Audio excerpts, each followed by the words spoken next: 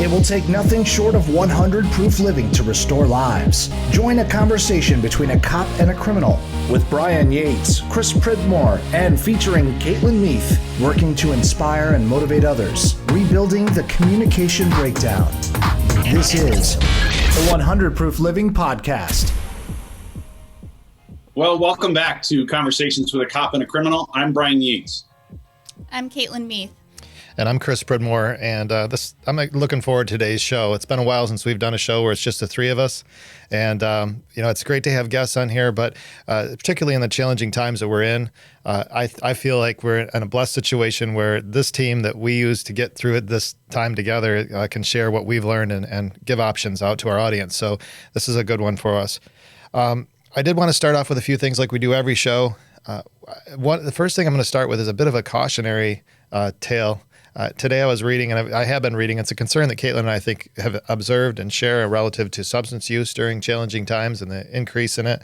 The New York Post has put out on the 31st the increase in alcohol consumption and purchases over the season. And I think as a word of caution, we need to just be careful not to mask through things like substances. Even if we don't have an identified problem, there's all kinds of other problems that can happen, even if you don't necessarily have a identified substance abuse issue.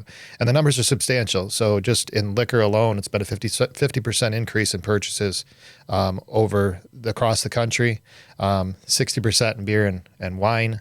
When I see liquor go up that much, you're drinking a lot of booze to get drunk. It's not to ease the pain necessarily. So the World Health Organization even put out a caution about it. It's that substantial. They're concerned about the use of alcohol to mask.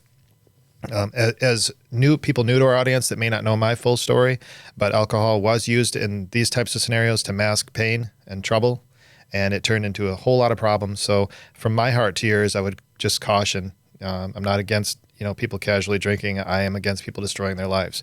So that I want to start with that, but we do have a lot of other resources that as you go through the week, and I want to make sure we call that out. We do the show. This whole point was to start the podcast and have a show out there, but we have other resources, and through our website, which is developing and ongoing, is the 100proofliving.com website. We've consolidated everything. So we had a number of articles out there before in different places. Everything is now down to the Journey blog. So Brian has articles, Caitlin has articles, I have some, and we put them out there so that even when there's a show not going, there's new content. So if you get a chance, get out there, take a look at what's out there. We've got some new ones that have come out that we're getting a lot of response on.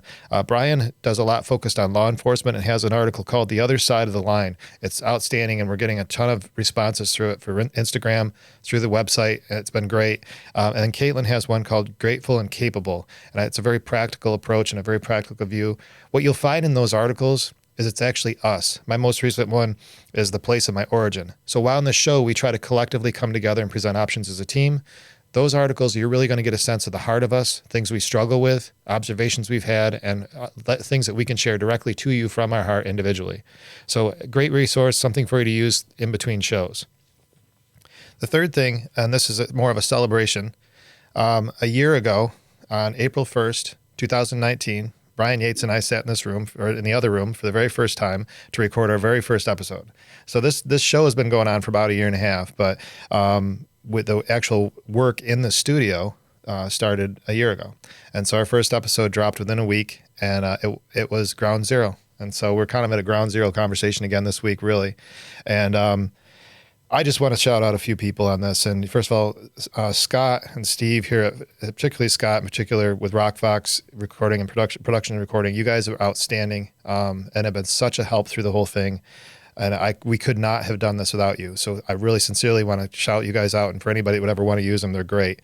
Brooklyn Mike with Brooklyn Mike Radio, he's been a huge supporter and played our show every single time. He's got us on websites and everything else. He's just been a great supporter. Connections Around Recovery has been great in terms of getting the propaganda out about the show, which has been awesome. And a lot of that's through Caitlin's work.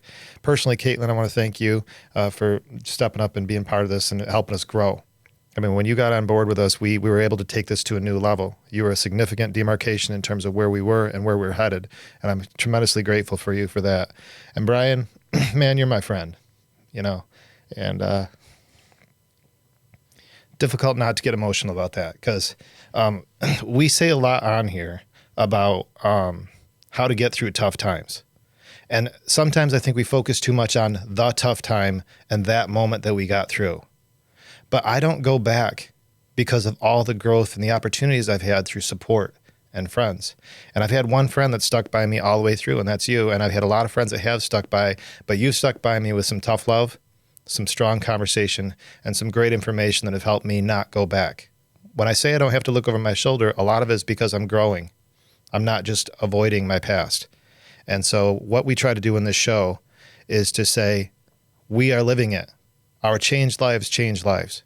And so I want to kick the show off with that and say, look, thank you, everybody. This is not a project.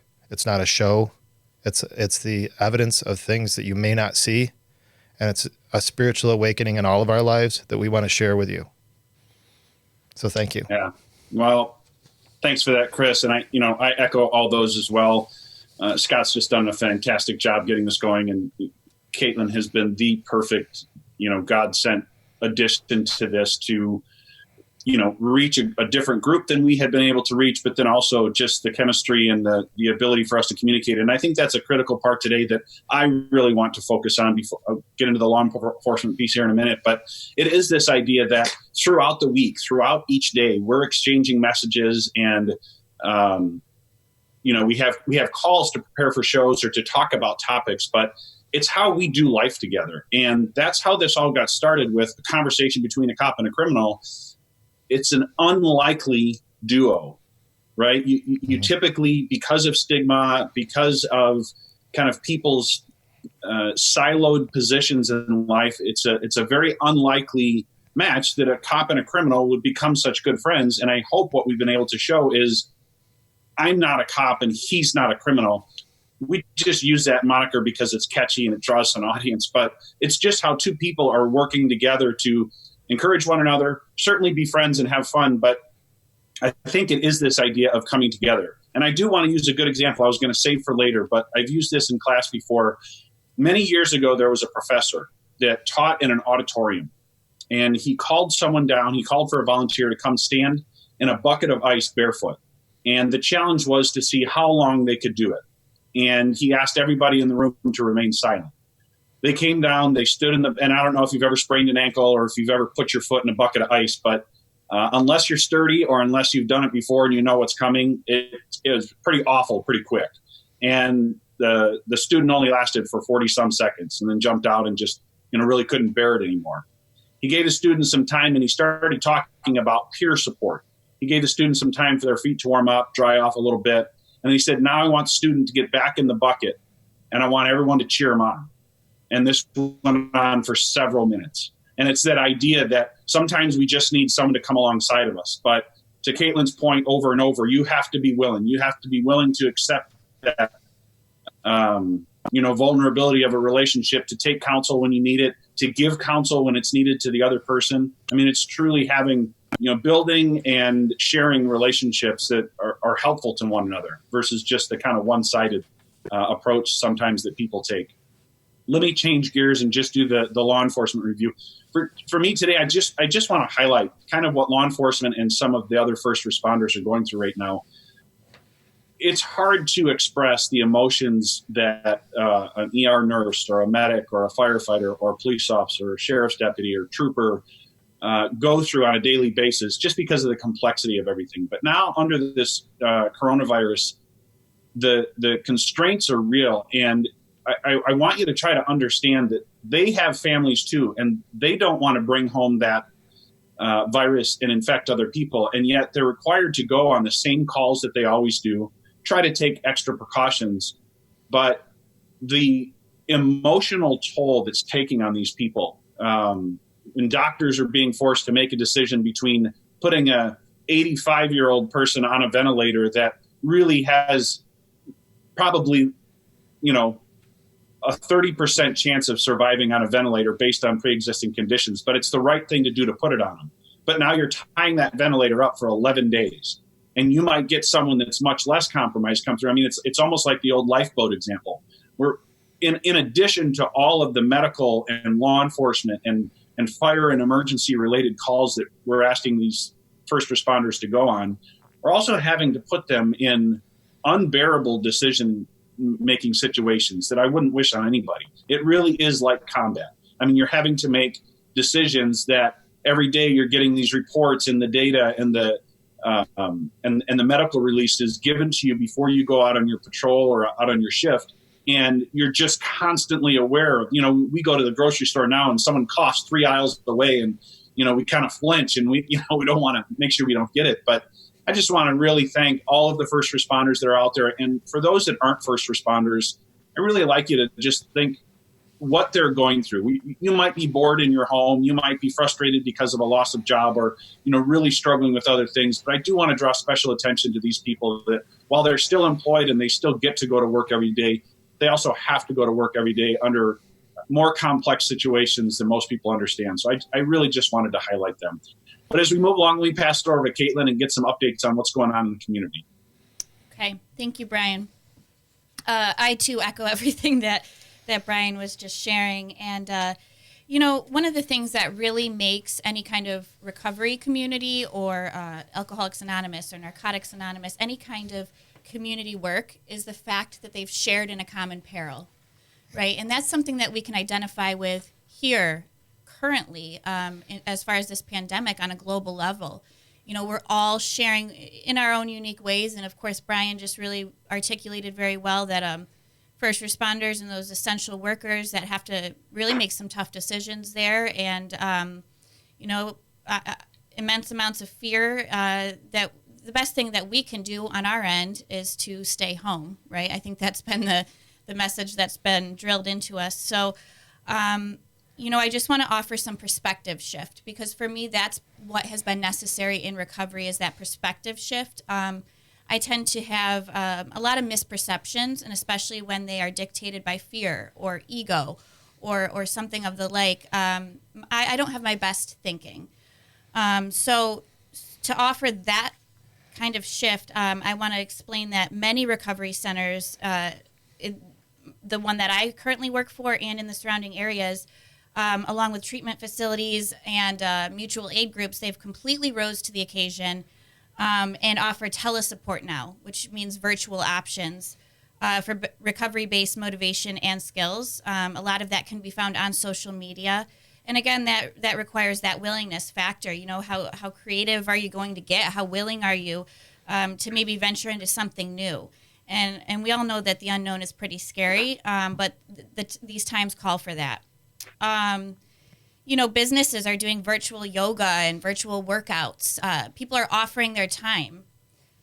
Alcoholics Anonymous utilizes Zoom to stay connected and operationalize meetings in that capacity. So meetings run from morning to night. I mean, there's even like a night owls group for those, those people that can't sleep. Or there's a hangout time where people are just really checking in with one another. It's not even necessarily an organized meeting per se. Home groups that were physically, meeting on a weekly basis, they're now meeting via Zoom. So you can still see all of your fellows and your home group members, but just in a different capacity. It's a little bit awkward, but it works, and it's actually pretty encouraging to be able to see everyone. I also want to express that peers, the Cody Peers Center of Treatment Innovation, they are accessible through their crisis number. Now that's a 24/7 peer engagement line. Originally and still they were operating under opioid crisis. But I just want to express that this is peer engagement for any type of situation that may arise. It could be a safety check, it could be a wellness check, or simply you just need to have some kind of connection with another person. And that number, just so I can get that out there, is 833-435-2272. Telehealth is available to meet with providers that you were originally meeting with that offers the MAT. This is where a patient and provider are able to meet remotely, and this is using HIPAA-compliant video conferencing. So all of these matters and different things that would be a restriction are all brought into play. Epic Zone, I want to give a shout out to them. They're a program for youth, and they promote safety and empowerment for youth. They are offering virtual hangout spaces as well. There's also the National Suicide Prevention Hotline, if you should need that. National Domestic Violence Hotline. National Sexual Assault Hotline. There's a text crisis line. for different recovery pathways. There's smartrecovery.org, na.org, celebraterecovery.com. And the last thing I want to report is, New York State has now put out the COVID-19 emotional support helpline that is operationalized from 8 a.m. to 10 p.m., 7 days a week. And that number is 1-844-863-9314. That's awesome. Some of those Zoom meetings you were talking about, I think I've been getting a lot of private messages on Facebook from people that are struggling. And you were talking about the Cody team and the Zoom meetings and things. And these are all very powerful resources. Cody spends a lot of time with alcohol type clients too that are, they're getting health wellness checks and things like that.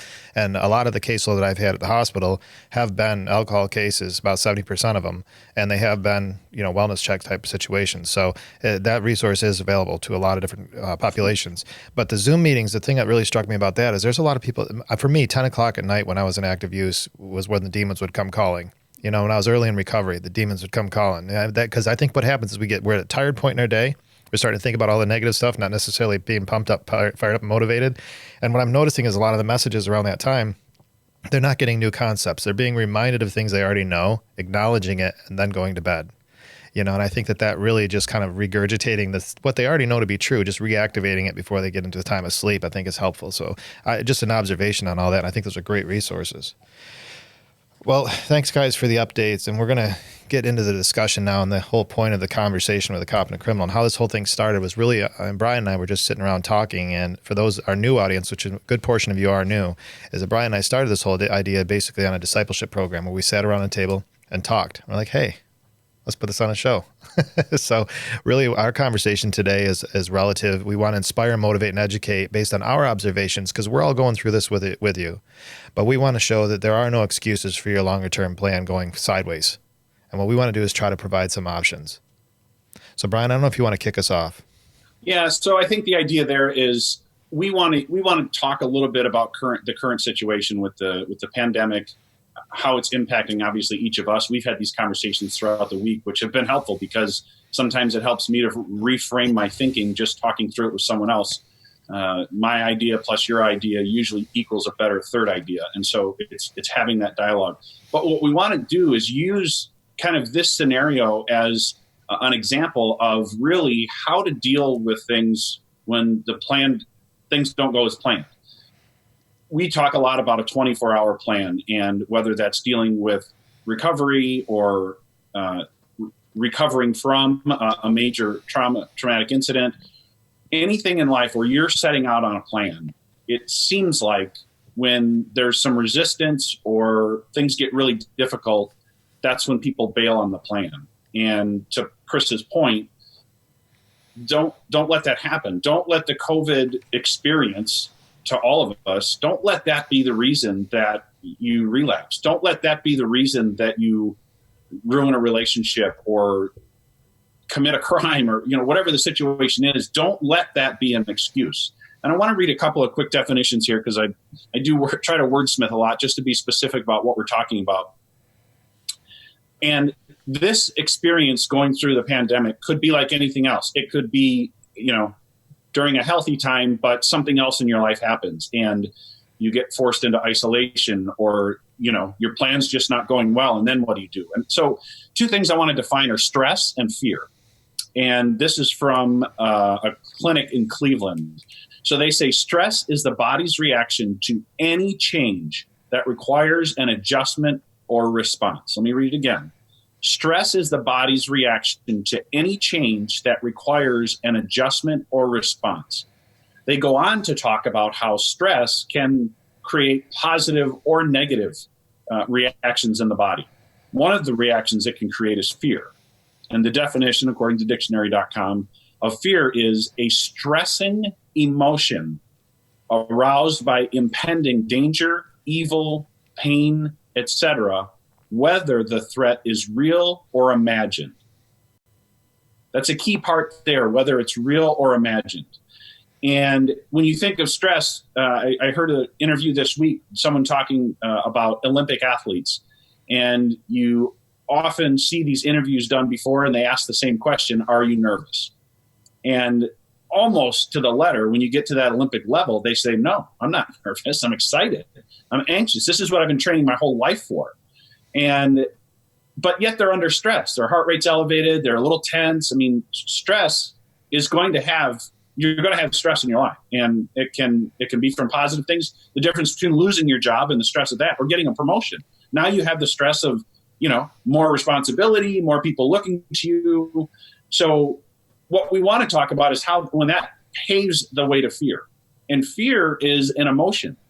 Fear is not a thing. It's not something that's happening to you. It is your mind, and it can be real. You can absolutely see danger coming and experience fear.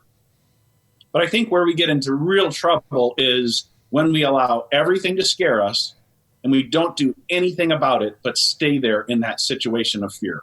And that's where you get into isolationism, and that's where you get into kind of the ruminating on terrible ideas about what might be coming. And that rumination is just thinking about the same thing over and over and over.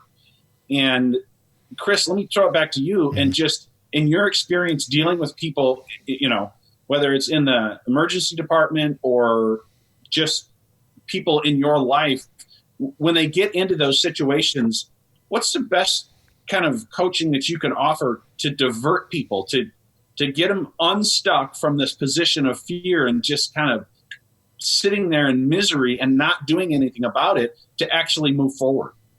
I think what you just keyed on is the not doing anything about it. I mean, there's so much that we can control when we're looking at these very uncontrollable environments. But what I notice is that we get so wrapped up around what we can't control, we use that that's the fuel for the tank. Everything that's getting bigger, everything that's getting worse, that's the fuel. But we forget that we have this plan. So for my life and my personal experience, my plan is that I want to be an outstanding father to my kids. I want to be a sober man. I want to be a productive professional. These are all plans that don't change regardless of the circumstances around me. And within my control, I have certain things that can keep me on that plan.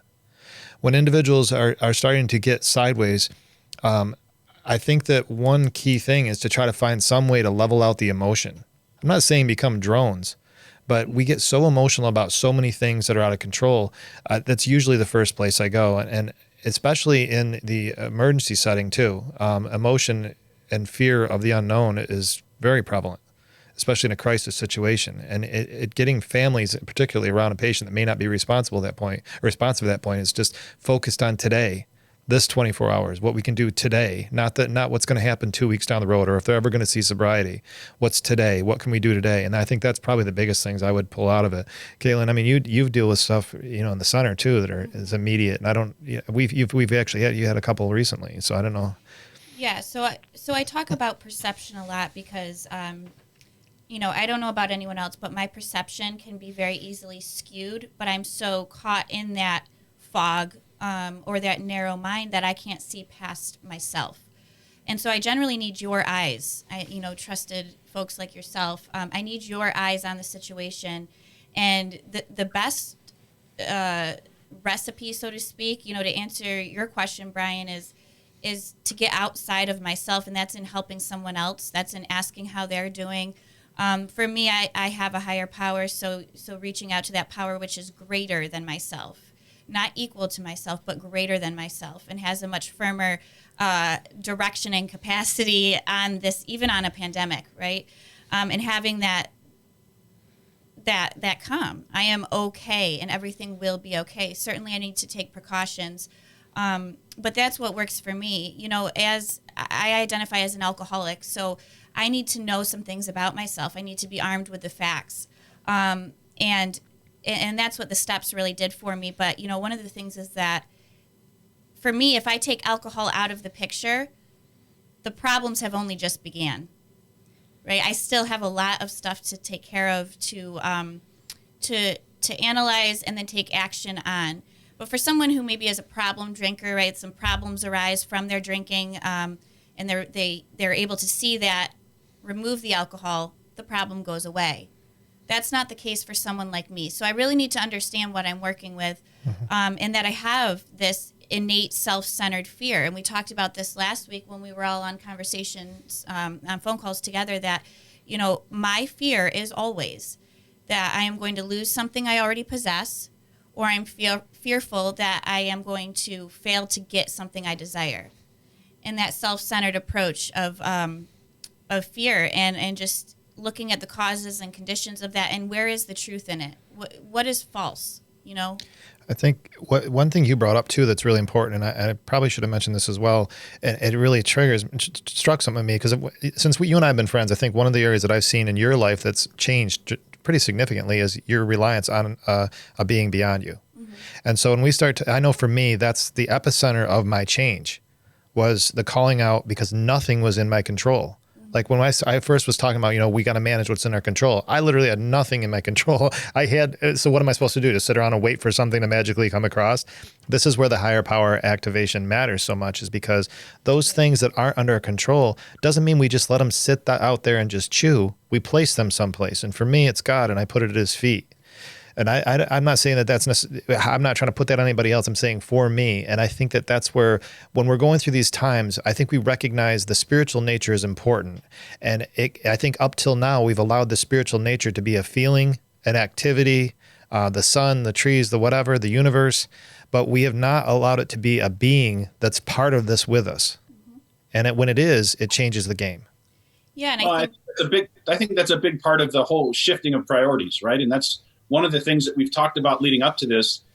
Things that seem important prior to the, to the virus might be going to a movie, or, you have a big date planned, or a big party, or a big, some vacation that you're going on, or and that's a big deal because you're saving money for it. And, you're planning on it. It's going to be a great outlet for you.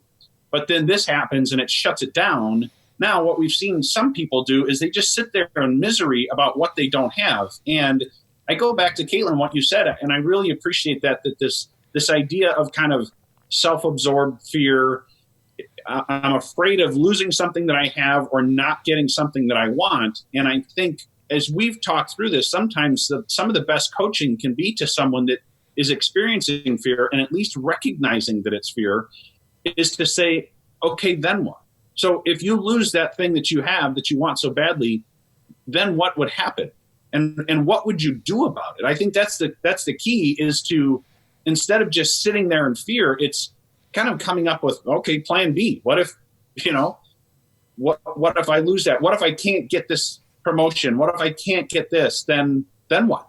And moving beyond that position of just kind of being stuck in fear, because I think what we're seeing in the mental health community, and in the substance abuse community, is this isolationism is pushing people back into these corners where they go back in and obsess on their fears and on anxieties and other real things going on, but they stay in those moments. And that's where the danger comes in. It's being isolated, and it's being that ruminating on what could potentially happen. It's not happening right now, but we're so fearful of what's coming down the pipe. And like you said, it's not in our control. One more thing. I heard a veteran that was struggling with PTSD talk about how everything was outside of his control except choice.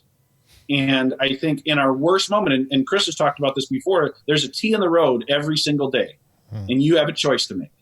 And for sobriety, it's going to be, I'm going to choose sobriety versus I'm going to choose this other thing. But there has to be a recognition that you do have choice, and not just to be, sink back into stewing on fear that you're not even in control of.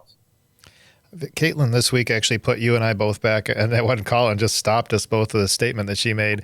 And it really boils down to this individualized fear. You're talking about how it is individual. We take these greater big things and make this big world now our problem.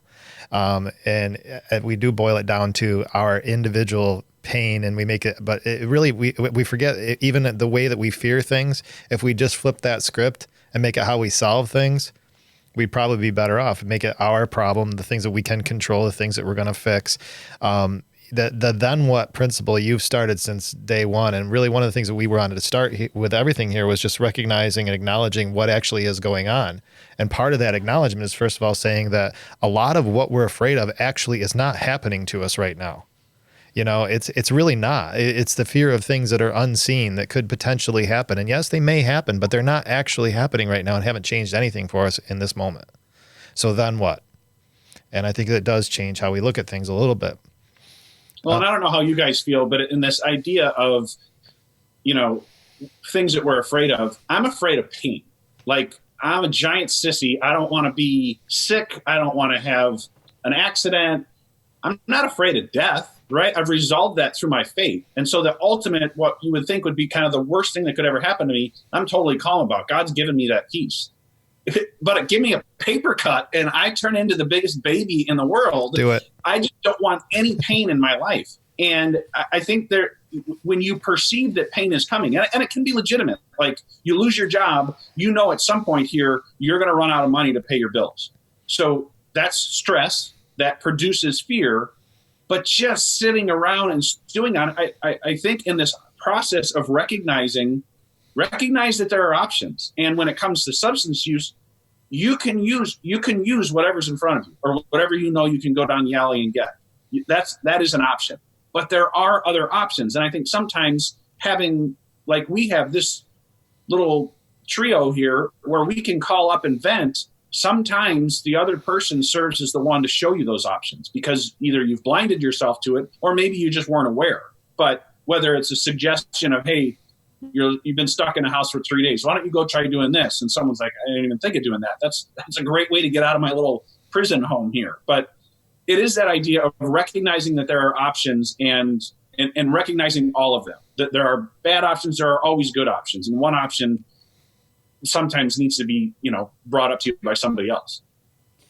Yeah, and I think it's really, you mentioned this a lot, that it's easy to just sit in the mess. It's easy to just stew and sit there and stay. And especially with this pandemic, when it first was, coming along, I really sat there for quite a while and couldn't figure out, right, in my human brain, I couldn't figure out why I was so miserable and why it felt like my own life was coming to some sort of demise, and when in reality there were some shifts in my life. My daughter was now home from school.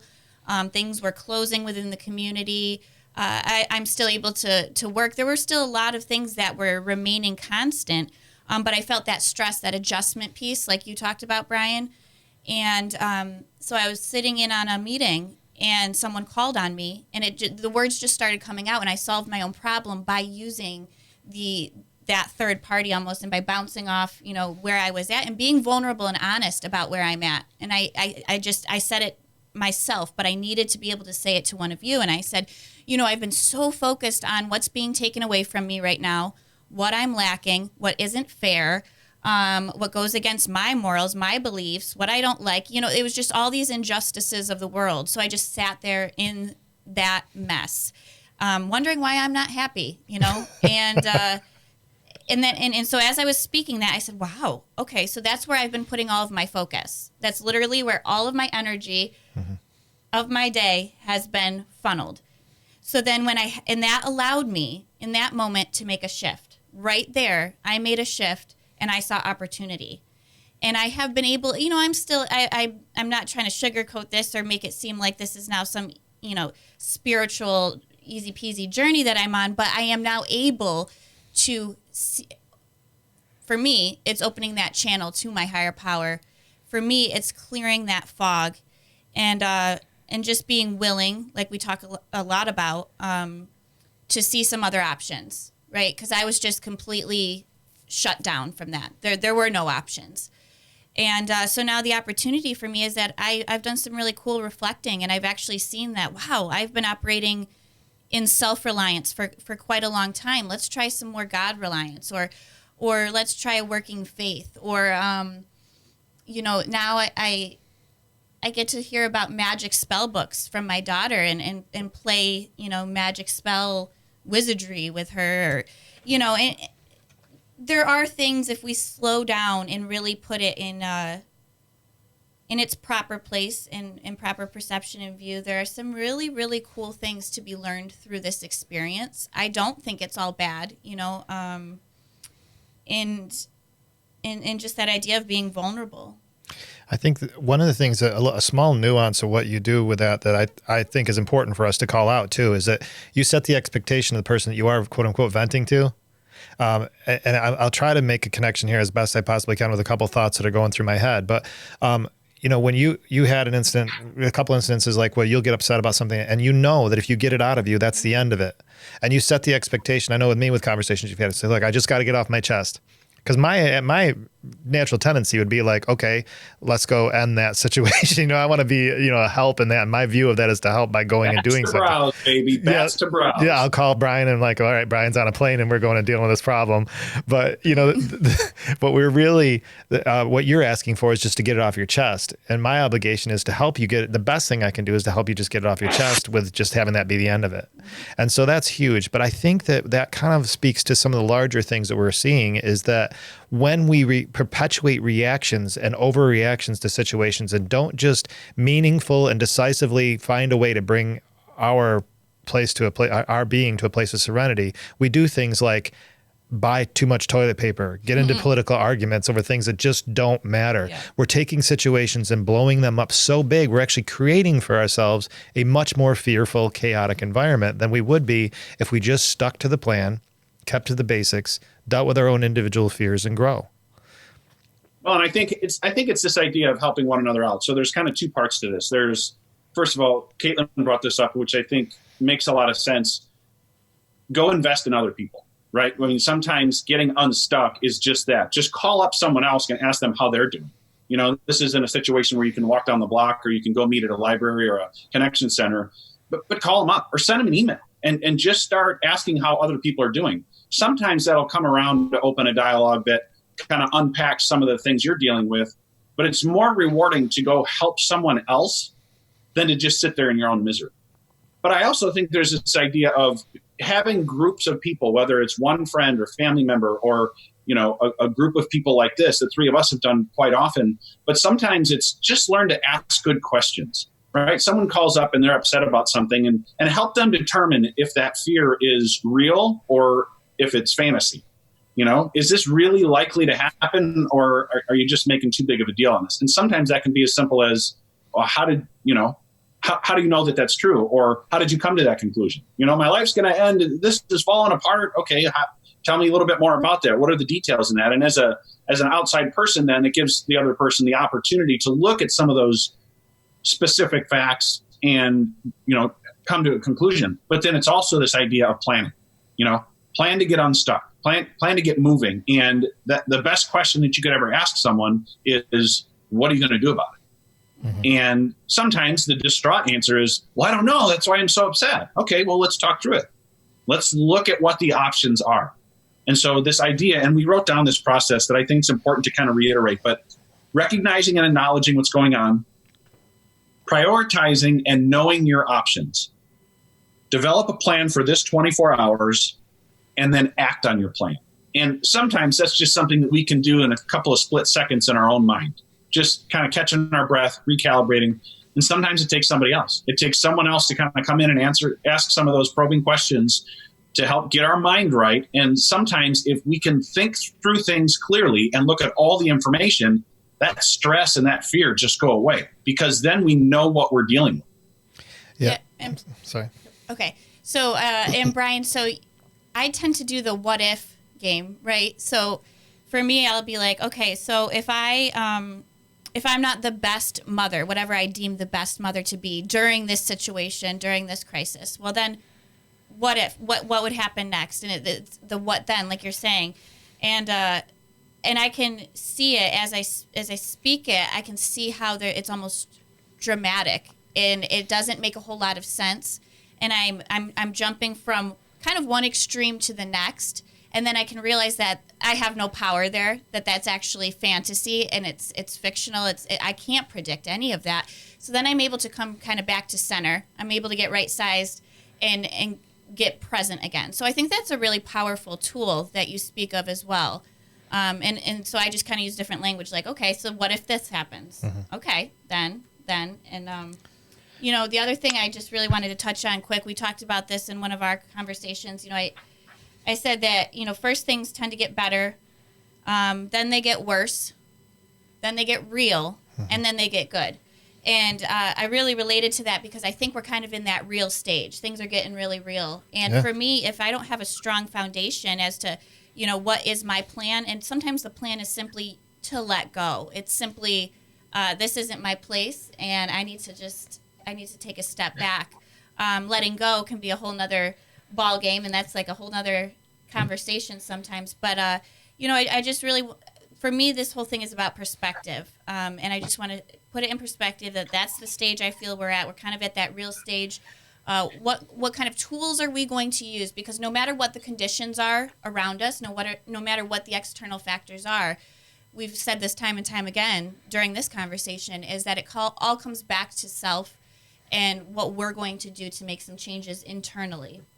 I think, but what you just described, everything you just described was having a self-awareness. Mm-hmm. So I didn't hear anything in there that said that those feelings and emotions and the things that cause you to feel certain ways really changed. Those external inputs that come in, that, like for me, fear and things like that. Somebody messes with my daughter, I've got a certain amount of fear an attitude that I'm going to have with that. That input isn't going to change my initial reaction. However, my self-awareness has the then what play out. So I know how I need to react to get to a better place. And it sounds to me like that's how you work through things as well. I feel like that's where that individualized view of this, where we're seeing what's really happening, reality. We say this in AA and stuff like that, and all kinds of recovery principles. It's about looking at the truth of the matter, the real situation we're in, not what we're creating in our minds. We've caused ourselves so many problems creating these big stories in our minds and creating fantasies about our history. I feel like the reality is a real victory opportunity for us and the self-awareness around it. One thing, Brian, that you brought up, and we've said this on the show so many times, and I know I have too, is this idea of 24-hour thinking. And the reason that 24 hours to me is so important, and sometimes 24 hours actually is 2 minutes.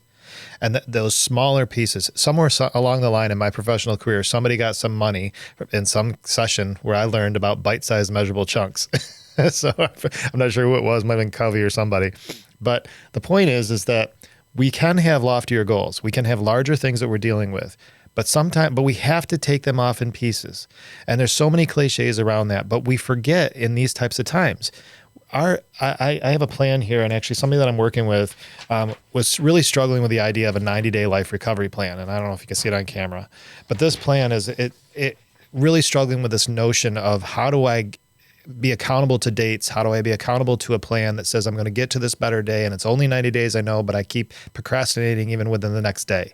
So now what we switch to is a 24-hour plan that actually is in writing and has to be with me by 10 o'clock at night. We go over what didn't work in the previous 24 hours and we course correct for the next 24 hours. The idea is not to do this for years. It's to do it for a couple of weeks to get used to that planning. But the point is it's helping deal with procrastination within 24 hours and not losing weeks because we've missed 24 hours. Same thing happens in these environments. We don't know what's going to happen 6 months from now. We don't know necessarily what's going to happen at the end of the day, but we do know what we can do in our situation with what we're dealing with today. I know that between now and midnight, I have a reasonable chance of understanding what I have to manage today. Well, and I think that becomes even more important when there's some type of crisis or some type of external activity that is out of our control, right? I think that, the overwhelming thing is, especially, someone in substance abuse or any other behavior that's unhealthy, the immediate idea is I can't not have another drink for the rest of my life, right? You start thinking in months and years and it compiles this, or, I can't stop eating X, whatever it is, the behavior that you're trying to extinguish. You don't have to do that for the rest of your life right now. You just have a choice to make right now. And that's the one thing that's in your control. And so it's choosing for today.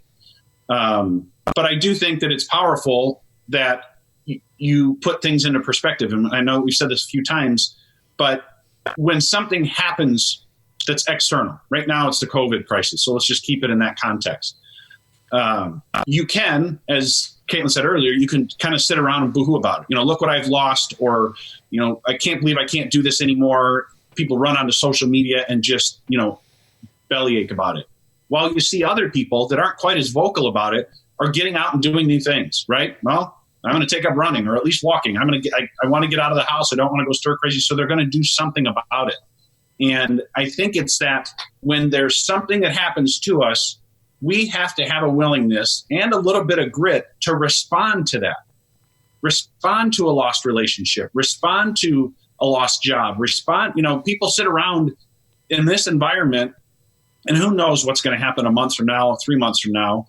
But when I've lost a job before, the very best advice anyone gave me was, you better be on the phone tomorrow morning doing something about this, whether it's filing for unemployment or sending out your resume, calling people you know in your network to try to get another job. You better be doing something about it, because what are the options?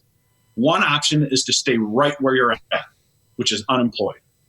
The other option is to start doing something about it, right? And so I think that that's the key, is when something happens and it ruins your plan, do something about it and get back to that. I need to do something today. It's this 24-hour cycle. And like you said, sometimes that example we used of the Navy SEAL that's all shot up, and he knows he's got a long way to go. So he just drew a line in the sand, drug his half a lifeless body across it, then drew a line in the sand and drug himself across it.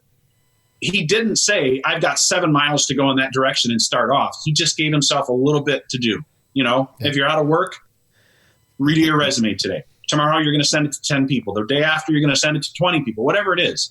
Keep making that progress, but just focus on what you can do today. And again, reminding yourself, the one thing I can control today are my choices. Yeah, and you really struck home with me on the issue of, you were talking about the layoff thing and the work. Same thing when I was released from incarceration. I knew at 7 o'clock in the morning I had to get moving on work. So at 7 a.m., I got up and I started working my 90-day, I called it a 90-day life recovery plan. I am so adamant about doing that because I'm a procrastinator by heart, and it's one of the 3 triggers that got me into alcoholism in the first place. It fed on controlling behavior and fear. And I needed to work now. I didn't have minutes to waste. And so there was plenty within my control that I could do. Some of it was just, didn't seem like a bigger picture thing, but you've got to get moving on something. What we can't do is get so focused on this external calamity that we're not going to change. That's what we have a tendency to do, because it's the easiest thing to do is to sit around and gripe about it. Talk about what's being done to me, poor me. In a fight, you can turtle up and protect your head for a while, but you're still going to take shots. Probably the best effort is to try to get a way out of it. And that is sometimes circling away, sometimes striking back, whatever it is. But I feel like in these types of situations, it's so unbelievably important to recognize there are things that we can do, and you have to do something. It's your obligation to do something. And something isn't necessarily going out and overreacting and, buying a bunch of stuff or sending emotional videos out or whatever. I mean, it's to work your plan. So I think you bring up a really good point, Chris, is that sometimes what needs to be done is literally nothing. And I think that when we hear about a crisis, especially with headlines, the news, and the media, for me, I immediately went into, maybe it's like past trauma, but I immediately went into crisis mode. Okay, so I'm supposed to have a reaction here. You are telling me that I'm supposed to somehow respond in an extreme way. And we see like the toilet paper stuff, and I could go on, and I actually need to take a firm step back from social media and the news a lot of the time, because to me it's a lot of fear mongering, and at least that's what it does within me. But we go back to that impulsivity, and for me, I responded in such an impulsive way in my past. I now practice the pause, and I try to really take a step back and see if I even have any business in this. If this really has any direct impact on me, and if so, does it right now? Does it within this 24 hours? Is it necessary for me to get all worked up? What is that helpful? What is that going to do for others around me? And also wanting to provide that stability for others that maybe don't have a foundation that I have been so blessed to have. I want to provide a stability. And just to let viewers know that, like, just because, this is going on, and it is awful, and I'm not trying to dismiss that in any way, shape, or form, but let's put it in perspective. Let's look at reality here, and let's look at if we really need to respond in that way. Because I know for me, responding in an emotional capacity before never brought anything positive my way. It wasn't helpful. That's responding in self-reliance, and that's not a helpful way of living. And I just really encourage people to try to get outside of ourselves. We talk about that a lot with asking someone else how they're doing. And so if we're not going to respond impulsively, how are we going to respond? So that's forming new motives, new intentions, and new concepts to live by. I think that Caitlin, I think there's a key distinction there too, the difference between reacting and responding. A reaction is something quick that's just, someone hits you, you hit them back, right? And versus when something happens, going through a little bit of an intellectual process, and sometimes that might just be taking a step back and not sitting around and obsessing on all of the same things. But, go remind yourself, go back to other difficulties you've had in life.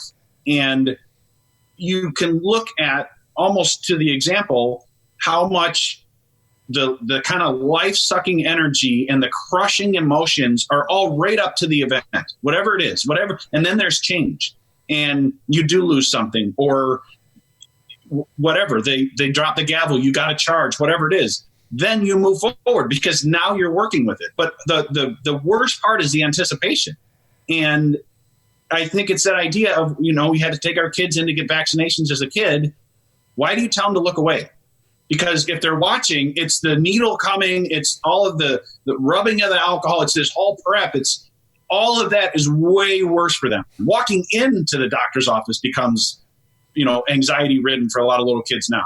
But if they look away, bam, you hit them with the shot and take it away, it's going to hurt, but it's nothing like what they're anticipating, right? And so it is that idea of not just sitting around and festering on it. And for the people that legitimately, whether it's the coronavirus or some other event in life that are legitimately in that, ultimate pain, reach out, do something about it. Call one of those hotlines. You're not going to be embarrassed to call somebody that you don't even know, right? Reach out, get some help, call a friend, do something, and allow someone to come next to you and shoulder up and kind of walk through you, because maybe they're going to point out options you didn't know existed. And at the very least, they're going to give you some of that support and encouragement that might help you get through that 24 hours.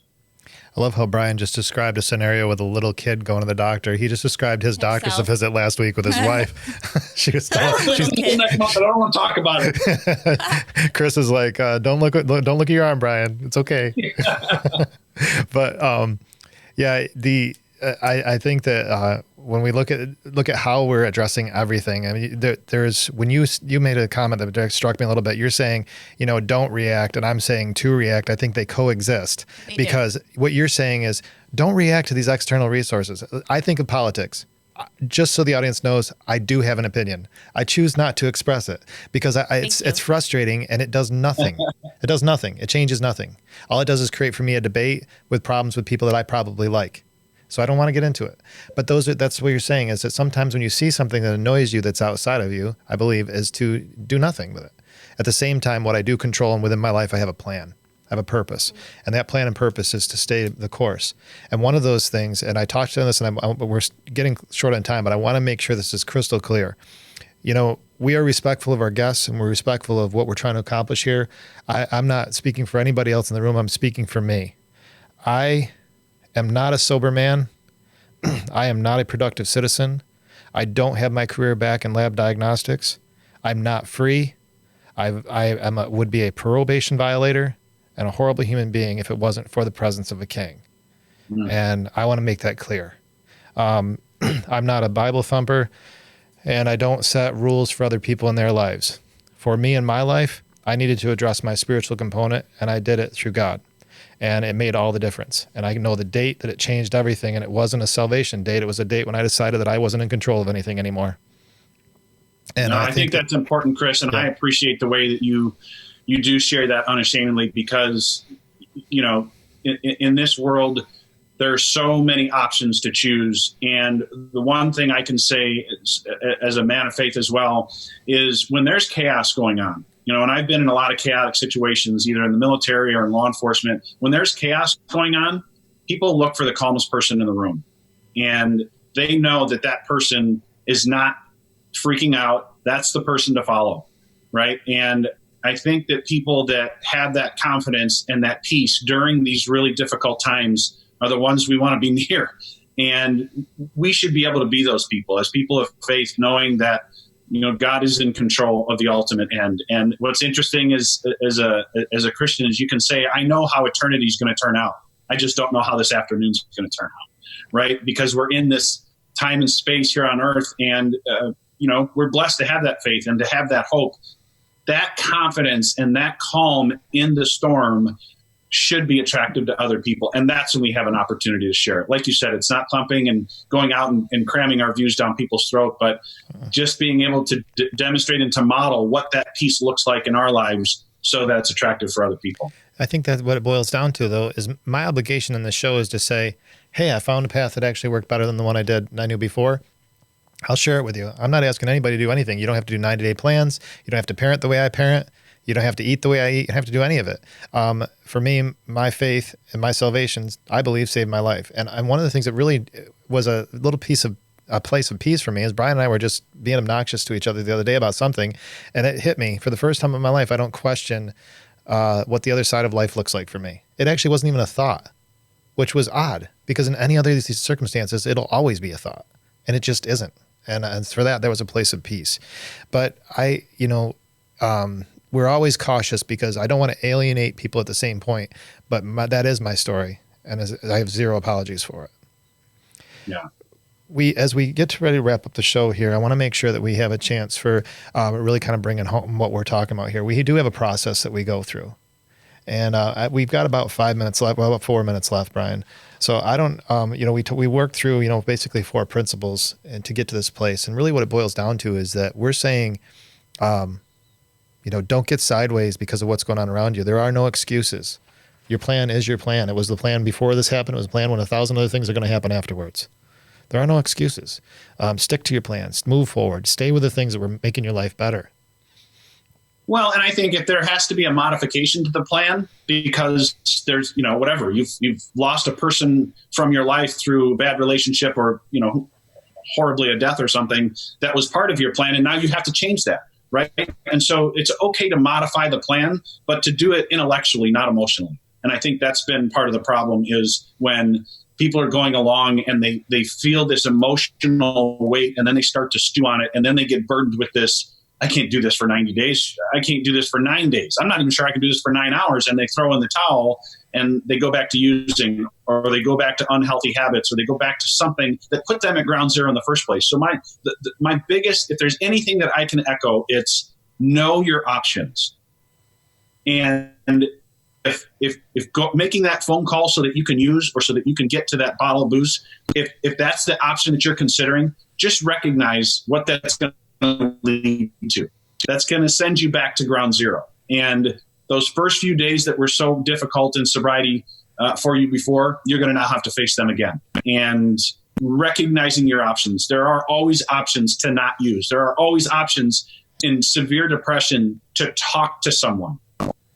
I just can't say it enough. That's the biggest thing, is to recognize that what you're about to do, what you're just contemplating and kind of forcing yourself back into bad behavior, unhealthy behavior, there are options to not do that as well. Agreed. Well, if you want to bring us home, we're about wrapping up. I just think it seems to always come back to this idea of this learning to appreciate people mantra, where it's, I'm not perfect. Nobody is. I have value.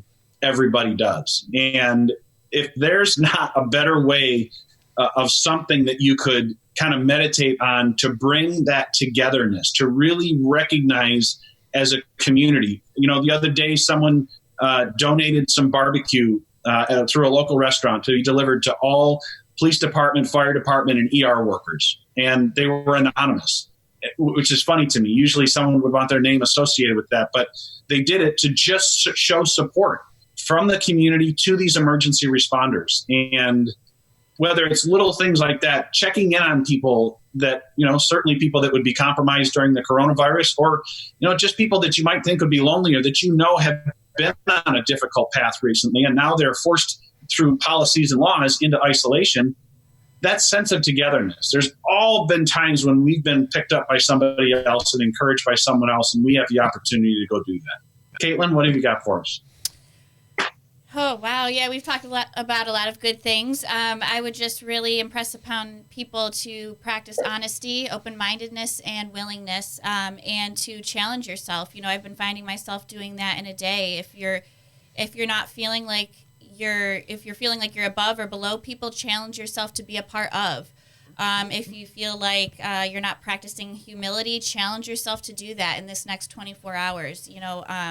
If something is not working and there's a different opportunity, just challenge yourself to give that a try, even just for that day. And gratitude is always a good thing to end on as well. Practicing that, looking at, kind of setting your day up with a list of some things you're grateful for. And then to also know that there are resources available, there are helplines, and people are there to help and want to hear from you. That's awesome. I want to say thank you to law enforcement and the first responders that are out there now. You're dealing with all law enforcement issues and this. Medical professionals, you're dealing with all medical issues and COVID. Lab technicians and technologists that are behind the scenes trying to come up with testing, even understand how to diagnose people with this disease, are dealing with all disease states and this. I just appreciate all that you're doing, and it is not something that we miss. I can't imagine how tired you must be at this point, but we're behind you for sure. Thank you to you guys, and thank you to our audience. 1 year we got into the books here, and let's just see what we can do to get a couple more days out of the show. But I do genuinely appreciate doing this, and we do believe that change lives change lives. Thank you. Thank you for listening to the 100 Proof Living podcast. Please remember to rate and review this show wherever you get podcasts. It really helps. Get more information at 100proofliving.com.